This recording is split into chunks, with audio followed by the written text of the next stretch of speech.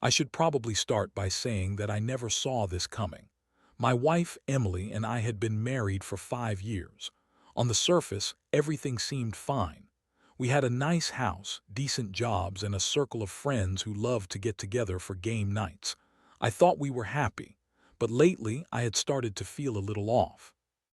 It wasn't anything too blatant at first, just small things like how she would come home late from her Pilates class, or how she seemed more absorbed in her phone than in our conversations. The thing is, I trusted her. I've always been the kind of guy who believes in giving my partner the benefit of the doubt. So when she'd brush off my questions about her late evenings or the way she was suddenly all about her new workout routine, I told myself it was just my imagination running wild. I didn't want to be that guy who jumps to conclusions without evidence. But then came the day that shattered that trust. It was a Tuesday evening and I was home early for once. The plan was to have a quiet dinner together. I had made her favorite pasta and the smell was filling the kitchen. I was humming along to the radio when I noticed a small bottle of shampoo on the bathroom counter. It wasn't ours. It was one of those tiny hotel shampoos, the kind you'd find in a luxury suite. Emily's hair was beautiful, but she had never been one to carry around hotel toiletries. I picked it up, examining the label, and it hit me like a ton of bricks. I remembered seeing one just like it on a shelf at the hotel where our friends had their wedding last month. The memories flooded back as I recalled Emily telling me she didn't need a room because she'd already booked her own. My heart raced as I compulsively checked the number on the bottle and without thinking, I called it. The phone rang once, twice, and then a crisp voice answered. "Hello, this is the Grandview Hotel. How can I assist you today?" My stomach dropped as I hesitated. I didn't know what to say. I muttered something about being curious about their shampoo and hung up. The following days were tormenting. I noticed more signs, her clothes smelling like someone else's cologne, her phone lighting up with notifications she'd swipe away before I could see. Each small detail added fuel to the fire of my suspicions. I felt sick every time she walked through the door with a smile on her face as if nothing was wrong. Eventually, I couldn't hold it in anymore. I confronted her one night after she returned late from her class. I could see the guilt in her eyes when I asked about the shampoo. "Emily," I said, trying to keep my voice calm. "What's going on?" "I found this in our bathroom." She hesitated, and for a moment I thought I saw fear. "Oh, that. I must have picked it up from the gym. You know how they have those little bottles sometimes." I was stunned. Her lie was so transparent it felt like a slap in the face. "Really? You expect me to believe that?" She turned defensive, her face shifting from surprise to frustration. "Why are you being so dramatic? It's just shampoo. You can be such a jerk sometimes." That's the moment I knew my heart was breaking. I had given her the chance to come clean, but here she was, lying right to my face. I could feel the rage bubbling up inside me, mixed with a deep sense of betrayal. I threw my hands up and walked away, feeling that familiar knot in my stomach tight. I was angry, confused, and more than anything, I felt humiliated. I had done everything right, yet here I was, standing in the middle of a mess I never wanted. I spent that night tossing and turning, thinking about what to do next. I had to figure out a plan. I needed revenge, so I started plotting. I was done being the fool. I wanted her to feel the pain she had caused me. I didn't know how yet, but I was determined. I would make her realize that she couldn't just walk away from our life, our love, without consequences. And that's when it hit me. I needed to gather evidence. If I was going to confront her again, I needed proof, something more than just my gut feeling. I decided to become a silent observer in my own life, taking notes and watching her every move as if I were some kind of detective. Everything was set, I just had to wait. Let me know when you're ready for the next part. The next few days were a blur of emotions. I was consumed with anger and hurt, but there was also a flicker of determination within me. I knew I had to be careful. I couldn't just storm in and confront Emily without solid proof. So I put on my detective hat and began to observe her every move. I started taking notes on her behavior. Each time she left the house for her Pilates classes, I made mental notes of the time she left and when she returned. I even started timing her workouts, trying to decipher how long she was really gone. In the mornings, I'd sneak a peek at her phone when she wasn't around, but most of the time she'd kept it locked with a password. I was growing paranoid, convinced that every little thing she did was a part of this grand scheme to betray me. One Saturday, I decided to take a different approach. I called a few of our mutual friends to see if they had noticed anything strange about Emily. I didn't want to sound too suspicious, so I framed it as a casual check-in. When I brought her up, I got mixed responses. Some said she seemed perfectly fine, while others hinted that she had been a bit more secretive than usual. It was disheartening to hear. I wanted someone to confirm my suspicions, to validate what my gut was telling me, but nothing concrete came out of those conversations. It was clear that she had been careful, maybe even too careful. Then one night, while I was washing the dishes after dinner, I heard her phone buzz from the living room. Without thinking, I quickly dried my hands and made my way to grab it. I picked it up and saw a message notification from an unknown number. My heart raced as I hesitated. Should I look? I knew I was crossing a line, but curiosity got the best of me. I swiped the screen, revealing a message that read, "Can't wait to see you tonight, babe. I'll be waiting at our usual spot." It was like a punch to the gut. I had my proof right there. I felt sick. I put the phone down and took a deep breath, trying to steady myself. So this was it. This was the evidence I had been searching for. When she came into the room, I acted nonchalant, putting the phone back down on the table. "Hey, I think your phone just buzzed. You should check it," I said, trying to keep my voice steady. She shrugged, plopping down on the couch, completely unaware of the storm brewing inside me. "Yeah, I guess so," she replied, pulling her hair back and grabbing a blanket. I had to hold myself back from exploding. I wanted to scream, to demand answers, but I knew that I had to be strategic. I had the proof now, but I wanted more. I needed to know who this guy was, and I needed to catch her in the act. After a sleepless night filled with anxiety, I decided to follow her. It was risky, but I had to know if she was really cheating. I took the next day off from work, pretending I had a headache, while I planned my surveillance mission. When the day arrived, my heart raced as I watched her get ready for her Pilates class. She dressed in her usual workout clothes, her hair in a neat ponytail. I felt a mix of anger and sadness seeing her so carefree while I was falling apart inside. Once she left, I quickly grabbed my keys and followed her. I kept my distance, trying not to be too obvious. I drove a few blocks behind her, feeling like a character in a bad thriller movie. She arrived at a cafe first. I parked a little way down the road and watched as she entered. I wondered if she was meeting someone. I was shaking with anticipation and dread. After about 20 minutes, she finally emerged, but she wasn't alone. I felt my heart drop as I saw a tall, muscular guy walk out alongside her. They talked and laughed together, clearly at ease with each other. It made my skin crawl. I couldn't hear what they were saying, but the way she leaned in closer to him made it clear that this was more than just a friendly meeting. I snapped a quick photo with my phone, capturing the moment. Just then, Emily kissed him on the cheek, and my blood boiled. I felt a rush of emotions, betrayal, anger, and heartbreak. I wanted to scream, to confront them, but I had to hold back. My plan was to gather evidence, and this was just the beginning. I followed them to a nearby park where they sat on a bench. They shared drinks, and I could see him touch her arm, making her laugh in a way that I hadn't seen in a long time. It was a reminder of what I was losing, what had already slipped away. After an hour, they stood up, and my heart raced as I realized they were heading towards his car. I couldn't believe I was about to witness her betrayal firsthand. As they got in, I felt like I was losing a part of myself. I couldn't let this go on any longer. I needed to confront her, but I had to wait for the right moment to make my move. I drove home, my mind racing. I had the evidence now, photos, the messages, everything I needed.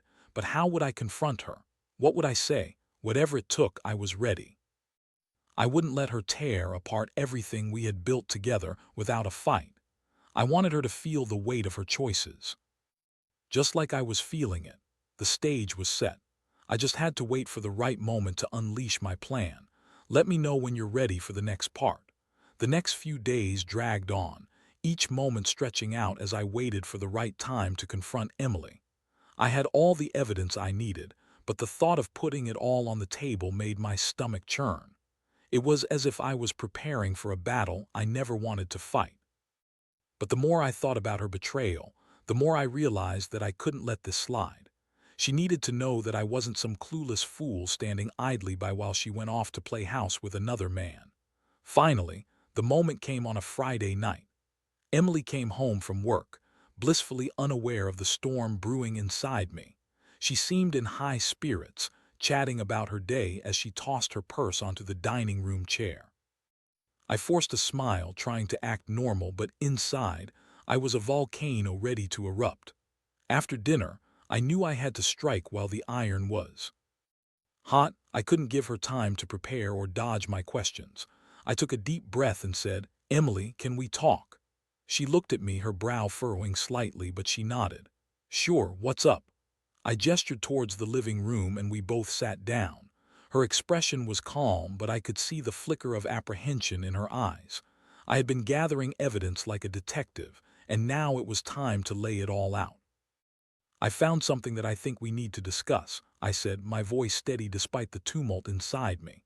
"What do you mean?" she asked, and for a moment I thought I saw her squirm. I pulled out my phone and showed her the photo I had taken of her laughing with the guy at the park. "This," I said, watching her expression change as she realized what I had. "Who is this guy?" Her face flushed with surprise. "Oh, it's just what?" I interrupted, feeling the anger rise in my chest. "Just a guy you meet at Pilates, just a friend, because it sure doesn't look like it." She opened her mouth to speak, but the words caught in her throat. I pressed on, heart racing. "I've seen the messages too, Emily. You think I'm blind. Can't wait to see you tonight, babe. What does that mean?" "I can explain," she said, her voice shaking slightly. "It's not what you think, I swear." I couldn't help but scoff. "Not what I think. Come on, Emily, you're cheating on me. I have the evidence, and I'm not going to let you wiggle out of this." She looked cornered, her expression shifting from shock to anger. "You're being dramatic. That's not fair. It was just a mistake." "A mistake?" I echoed, incredulous. "You've been seeing him for weeks. How does that even happen? You think I'm just going to let this slide?" She threw her hands up in frustration. "You don't understand. I felt so alone. We've been distant for a while now, and I didn't know how to talk to you about it." "Alone? You think that justifies cheating?" I shot back, my voice rising. "I didn't mean for it to happen. It just did." She insisted, her eyes pleading. "I thought we could work through our problems, but I needed someone, and he was there." The hurt in her voice gnawed at me, but I fought against the wave of emotions crashing over me. "So, you thought the best way to handle our issues was to jump into bed with someone else? That's your solution?" She looked away, tears welling in her eyes. I was confused, okay? I didn't know how to fix things between us.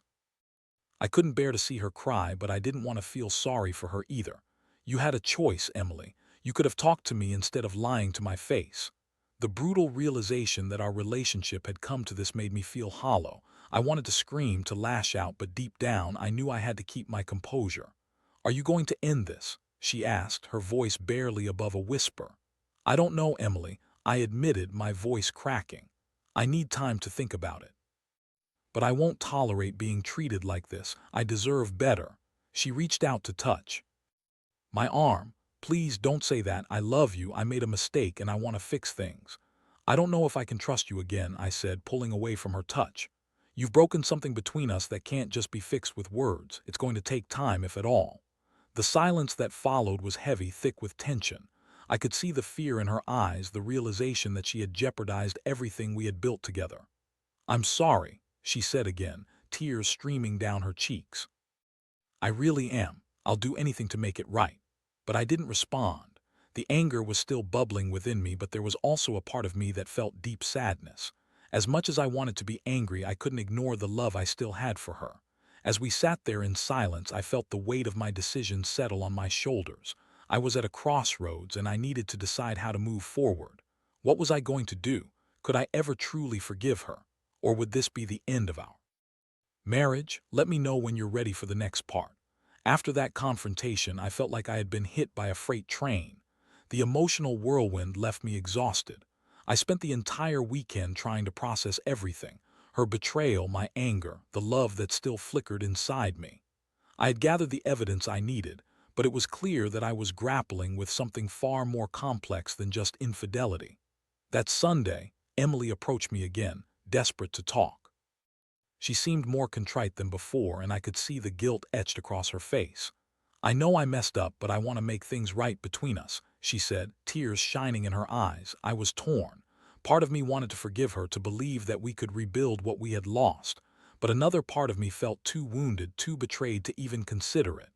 "How do I know this won't happen again?" I asked, my voice stern. "You've already proven that you can't be trusted." She nodded, her expression earnest. "I know I've destroyed your trust, and I'm ready to do whatever it takes to earn it. I'll go to therapy. I'll be more transparent. I'll do everything you ask." Her words were sincere, and I could feel the weight of my heart starting to soften. I didn't want to close the door on our marriage without trying to work things out. It felt like letting go of a part of myself that I wasn't ready to lose.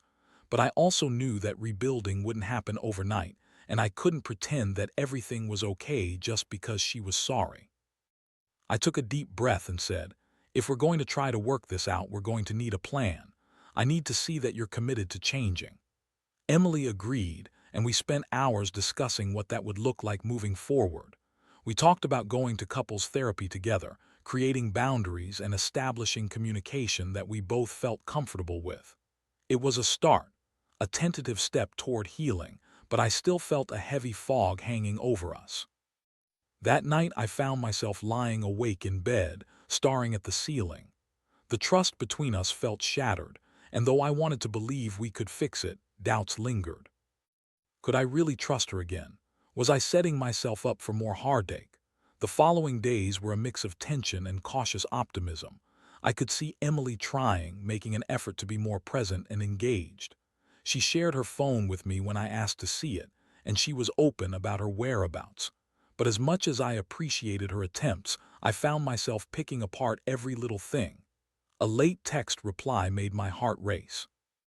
A smile when she talked to a male coworker sent me spiraling into jealousy. It was exhausting. At work, I struggled to keep my focus. All I could think about was our situation, my thoughts constantly drifting back to the betrayal. I felt like I was living in a state of constant anxiety, waiting for the other shoe to drop. Emily's efforts to rebuild our relationship were commendable, but they felt overshadowed by the weight of the past. One evening, a week after we had started trying to work things out, I was scrolling through social media when I saw a post that made my blood run cold. It was a picture of Emily with her Pilates group, and right there in the middle of it was the guy she had been seeing. I recognized him instantly, the same guy I had seen her with that day in the park. My heart sank. This isn't how things were supposed to go. I had trusted her, given her a chance to prove herself, and here she was, still entangled with him. I felt the anger rise like a tide, threatening to drown me. I confronted her that night. "You said you wanted to fix things. Why are you still hanging out with him?" She looked taken aback, and I could see the fear flicker in her eyes. "It's not what you think. He's just a part of the Pilates group. I promise it's nothing." "Nothing? Are you kidding me?" I scoffed, the rage boiling over. "You've been lying to me for weeks, and now you're telling me he's just a friend." Tears brimmed in her eyes. I'm really trying to make this work, but you need to trust me." "I can't just trust you because you say so. Trust is earned, Emily." That night ended with more shouting and tears. I felt like I was trapped in a never-ending cycle of pain. Every step forward we took felt overshadowed by her past choices, and I was losing faith that we could ever get back to a place of genuine trust. I knew I had a decision to make. Could I really continue like this, watching my heart slowly break piece by piece? I felt like I was living in limbo, caught between wanting to fight for our marriage and knowing that I could be opening myself up to more heartache. As I lay in bed that night, I realized that I needed to take control. I couldn't allow this situation to consume me any longer. I had to decide whether to keep fighting for our relationship or to walk away for my own sanity. The next day, I called a therapist on my lunch break. I needed someone to help me navigate this chaos, someone to give me perspective on whether I could truly forgive and move forward. I hoped that by taking this step, I could find some clarity. I needed to regain my strength, my confidence. I had to figure out if love was worth the fight or if it was time to let go. Let me know when you're ready for the next part. The next few weeks felt like a whirlwind. I had started seeing a therapist, which was both enlightening and daunting. The sessions forced me to confront not just Emily's betrayal, but my own feelings, fears, and insecurities. I hadn't fully realized how much I had been holding inside, how much pain I had tried to ignore in order to keep our marriage afloat. As I shared my thoughts with the therapist, I began to understand that while Emily had made a significant mistake, I also had a role in our relationship dynamics. Our communication had broken down over time, and while that didn't excuse her actions, it helped me see that we had both a responsibility to make things work. During this time, I maintained my distance from Emily. I was still processing everything, and I needed space to think clearly. She was trying hard to show me she was committed, but every time I saw her with her Pilates friends or received a text from her phone, I couldn't shake the jealousy. It deepened the rift between us. After several sessions, my therapist encouraged me to have an open dialogue with Emily about my feelings. It sounded simple enough, but I knew it would be anything but easy. I had been holding back so much, and I needed to let it out.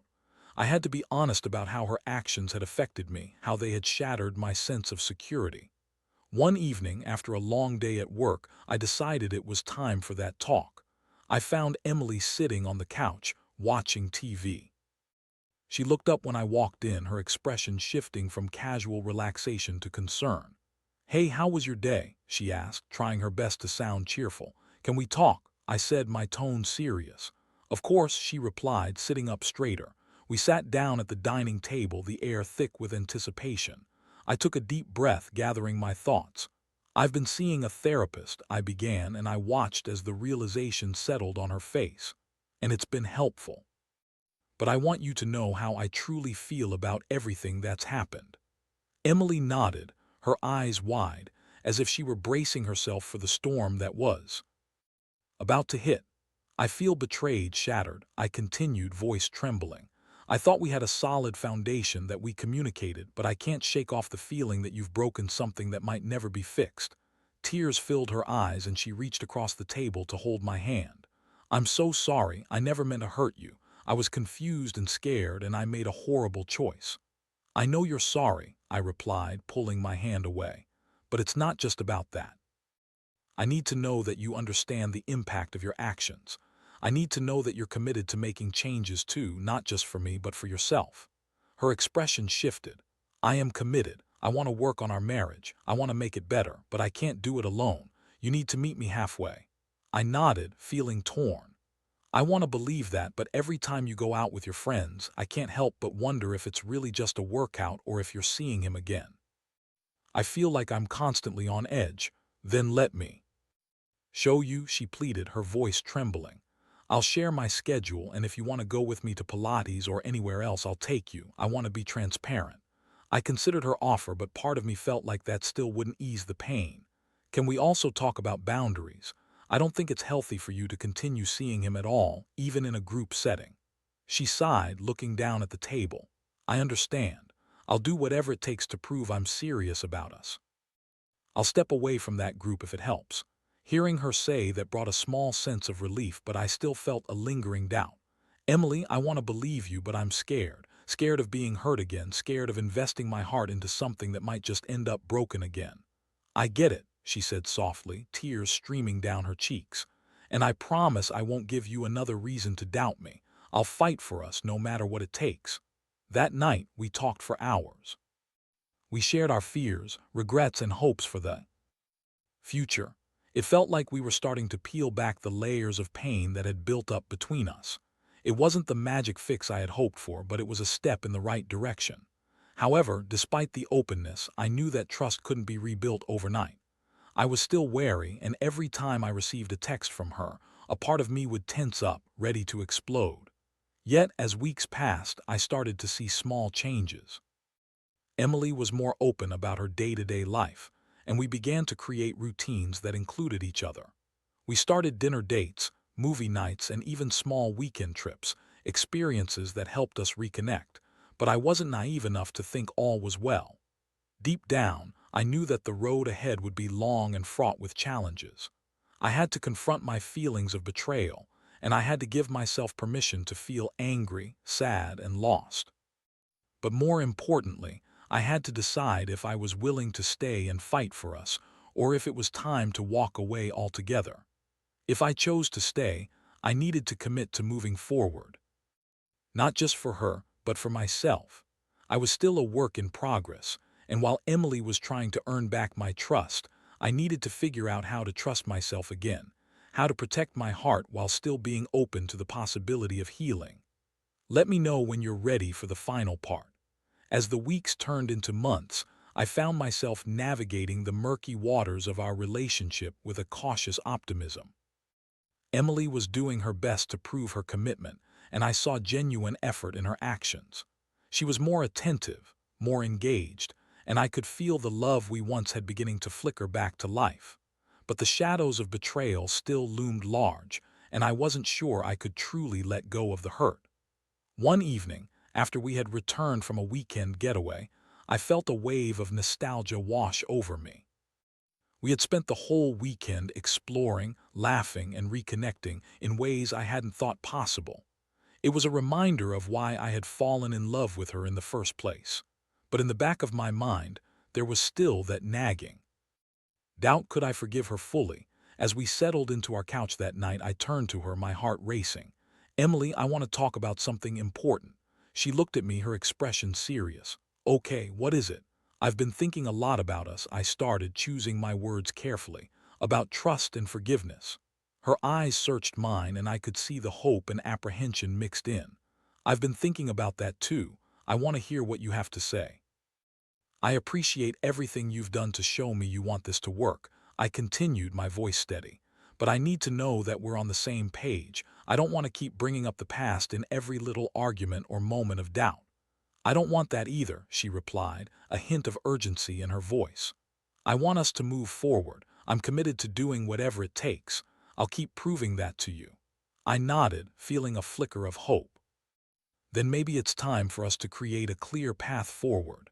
I want to rebuild our relationship, but I want us both to be transparent about our expectations and boundaries. Absolutely, she said, her tone resolute. We can set up regular check-ins, talk about our feelings and any insecurities that come up. I want to make sure we're both comfortable. The conversation felt like a turning point. We spent hours discussing how to rebuild trust, how to communicate honestly, and how to support one another without judgment. It was a refreshing change to see us both actively participating in the healing process. Over the following months, we put our plan into action. Every week, we set aside time to talk about our feelings, what was working, what needed improvement, and where we both felt vulnerable. Those check-ins became the bedrock of our relationship, helping us navigate the lingering pain while slowly rebuilding our bond. As I opened up about my fears and insecurities, Emily listened without defensiveness. She apologized when necessary and expressed her commitment to me without reservation. It wasn't easy, but we were learning to communicate in ways we hadn't before. I began to feel my walls coming down, and slowly but surely, I found myself starting to trust her again.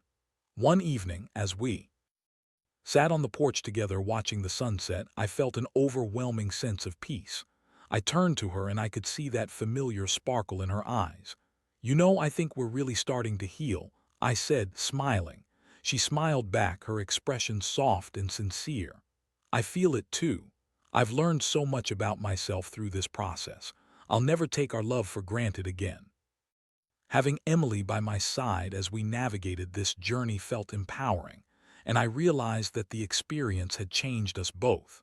While the scars of betrayal would always be a part of our story, they also served as reminders of the strength we were building together. Despite everything we had been through, I found comfort in the fact that we were both willing to fight for our love.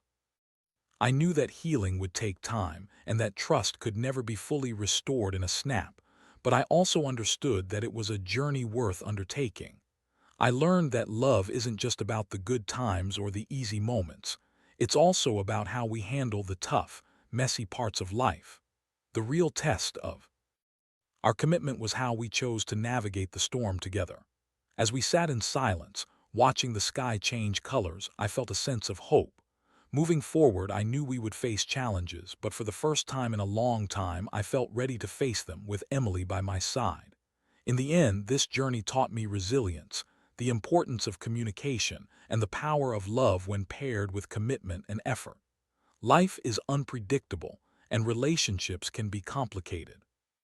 But I learned that confronting the truth, no matter how painful, can ultimately lead to a deeper understanding of one another. And as we embraced the new chapter in our lives, I realized that I had gained not just a renewed partnership with Emily, but a newfound strength within myself to stand up for what I truly valued: love, honesty, and the courage to forgive. It was a long road, but it was worth every step.